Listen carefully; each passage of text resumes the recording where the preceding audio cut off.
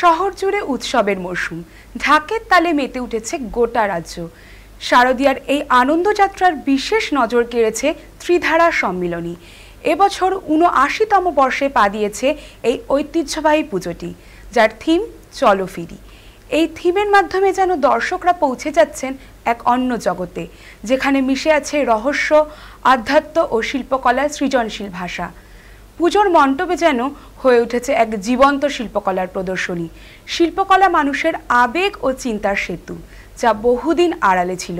কিন্তু এবারের থিম সেই হারানো শিল্পকলাকে ফিরিয়ে আনার প্রচেষ্টা। ধর্মীয় আচারকে ছাপিয়ে পুজোটি বাংলার অন্যতম উৎসব হিসেবে রূপ নিয়েছে। দর্শকরা শুধু চোখের দেখা নয়, তারা অনুভবও করছেন শিল্পকলার পুনর্জাগরণেরও স্পন্দন।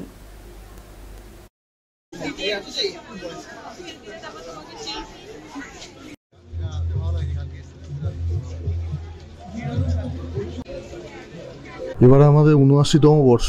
এবছর আমাদের ভাবনা চলো ফিরি।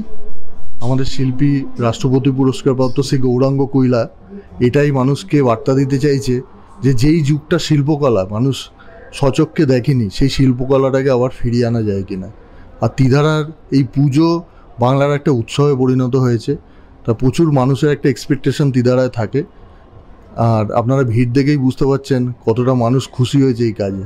তার মধ্যে আরেকটা, আমরা ভারতবর্ষের জনজাতি আছে অঘরি বলে, তারাও আমাদের এখানে গতকাল থেকে পারফর্ম করছে, নবমী পর্যন্ত চলবে।